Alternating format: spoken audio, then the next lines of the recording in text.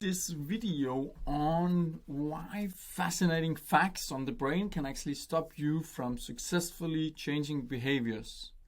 And this is something that I actually learned. It took a bit of a while to actually admit it to myself that I was doing this wrong. So I'm really intrigued to actually teach you about it, because I know that for a fact, a lot of the people that we actually work with are making exactly the same mistake. So let me just walk you through the story. So when I first got into this business, right, my way into wanting to increase people's mental health and well-being was actually through cognitive training, and not cognitive therapy, but literally cognitive training.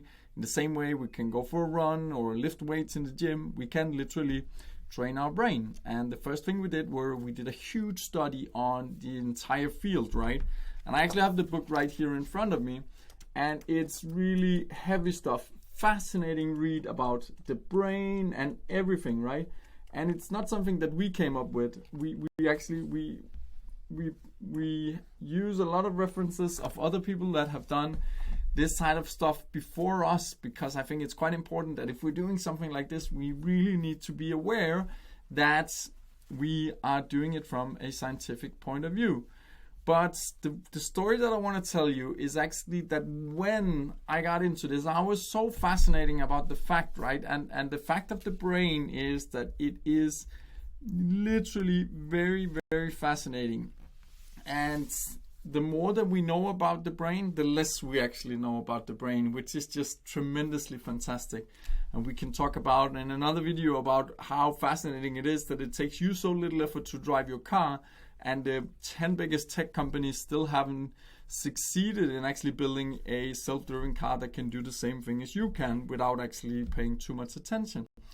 But if we dive right in, right, so if we actually get to the core of it, the way that we generate thoughts, the way that we actually use the experience that we have, all of the education, it comes through a certain pattern, right? And it comes through all of these facts, right? More than 86 billion nerve cells and more than 100 trillion synapses.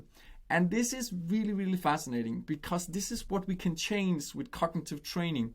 So it's how fast the synapses are actually working.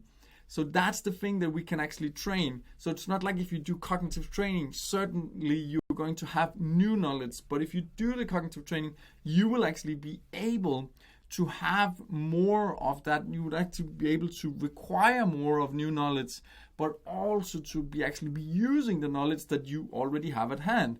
Let me try to explain that. So if we build it into two different categories, then we have fluid and crystallized intelligence. And the crystallized intelligence is kind of represented by the yellow line. And now I want you to think about the first time you hit your knee, the first kiss you ever had, all of the books that you have read all throughout your entire lifespan, and all of the life experience that you have, the working experience that you have. This is our crystallized intelligence. So that's kind of stored in the hardware of our brain. So we kind of have that. And if you talk to really old people, you will experience that it from time to time can kind of take a while for them to generate the thought that they actually have. But most of the knowledge is actually there. It just takes a bit longer. But it is decreasing over time, as you can see. So there is a decrease in how much knowledge that we actually have inside our brain. And I always use this one in the workshop, and you can actually try it yourself, because I bet that you can remember quite clearly the name of the first person that ever gave you a kiss. Now try to think of the name of number 2. Maybe you can, maybe number 3. But 4, it probably is going to get a bit blurry, and it's probably going to take a bit of time. But if you give it some time, maybe the name of number 3 and number 4 will occur as well. And that's just a small trick to kind of demonstrate that we have a lot of knowledge inside of us that we not necessarily can use on the spot. And this is where the fluid intelligence come in. Because as you see, the fluid intelligence is evolving much faster. So we are able to actually use our knowledge and experience a lot faster, and it's becoming way faster. But it's also declining in a lot faster way than our crystallized intelligence, which is just fascinating. So this is actually why we can use our knowledge and experience in the present. So the fluent intelligence is what makes us able to actually make a decision on the spot from the other stuff, from the experience that we have, from all of the education that we have had previously. And if we look upon it like this, when we put them in a chart where they're combined, this is where it becomes really fascinating. And especially when we're talking about cognitive training. Because if we look upon it like this, let me just try to see if I can actually become to draw here, because this is where it is really, really fascinating. Because as you see here, the yellow line is representing all the knowledge that we have acquired over the years. And now we see the speed of how fast we can actually acquire knowledge, but also how fast we can actually use it. And it's that fascination that's extremely important when it comes to cognitive training. Because if we look at all of this space, right, this space can be actually seen as a bit of a waste, because now we certainly have more knowledge than we actually have ability to use that knowledge, which I find truly fascinating.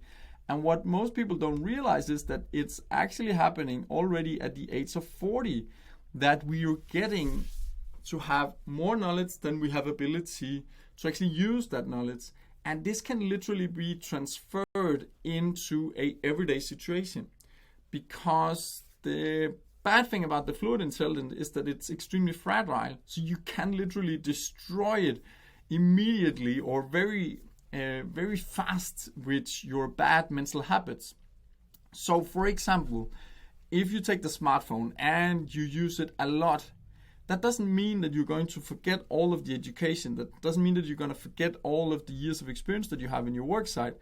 But it will mean that if you do it enough and you can just test it out, eventually you will lose the ability to actually execute on that knowledge and experience that you already have. And I know that if you have a passion for helping out other people, for actually wanting to impact other people, this is some stuff that you find relatively interesting. And now passionate nerds like you and I, we're then going to think, well, if we think it's fascinating, other people must also really, really love this. And I literally must admit, to my big surprise, right, that it's not the fact, like it's really not the fact that people obviously find this very interesting. And they will find it interesting in that particular moment that you might are delivering the training for them. But then over time, if they don't have a constant curiosity for this, it's literally going to water out. And this is why we need to actually use it in a different way. Because what we can with cognitive training is that we can, where do we have it? We can literally close this gap. We can make this gap smaller if we do cognitive training. So cognitive training can actually shrinken that space there is between the knowledge that we have and our ability to use it. And if we do that on a regular basis, it is going to be significantly less. And that's great, right? And people are really eager to actually get going with the training. But as you might know, as many people have experienced from training for a marathon or whatever it could be, that it might not be that fun in the long run. So what is it that we can actually use this for? Because if people are not going to engage themselves that much in the training that they can actually benefit from the results, so what can we actually use the cognitive training for? And this is where it's very, very important. And I really want you to pay attention to this, because this is something that took myself quite a long time to actually realize. And once I realized it, then changed everything that we did so that it could actually start being about the people that we train and their behavior. So what is it that we can use the cognitive training exercises for? Because some people actually fall in love with this stuff and just continue to do it. But the vast majority is very curious on it in the beginning, and then the interest is fading. But one thing that I really love to use this for is actually to make people understand that whenever they use their brain at a high level, it actually requires focus. Because I have yet to experience that people are coming back from a workshop where they have been doing the training. Everyone has tried, and it's just 5 minutes a day. Everyone has actually tried to be interrupted while they're doing it. And they find that quite interesting, that, so how often does it actually happen whenever I'm doing a 5 minutes task? How many times do I actually get interrupted? And this is where it becomes interesting, because now we can certainly start to challenge them on that. All right, so now you actually use the cognitive training for something else. We use the cognitive training to actually make them realize that the way that they're executing on the knowledge and experience is important. And it's important that they don't necessarily run around interrupting everyone and not interrupting themselves constantly. So we're using it to create a reflection that is going to change their behavior.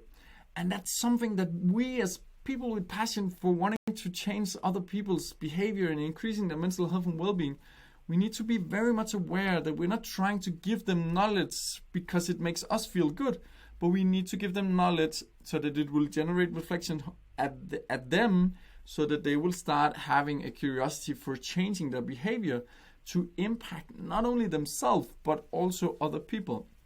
If you want to learn more about how we actually take people from where they are today to being inside corporates and making long-lasting impacts to people by using this methodology of actually making them be curious on their own brain, how they can train it, and how they actually can do that over a vast majority, a large period of time, so that they can get that more presence towards themselves, their family, and the work that they have at hand. I would really like for you to meet you, right? So just press the button below, and all you have to do is go through the form, and then you can actually book a meeting with me where we can spend some time together. I can figure out if we are actually in a situation where we can help you, because we love helping people. The more people that we help, the more people we impact at scale, right? The more people we are actually getting to have a better mental health and well-being. And that's what's in it for me, to be fairly honest. All right, I hope you enjoyed the video. I'm looking forward to seeing your application and to meeting you shortly. Have a great day.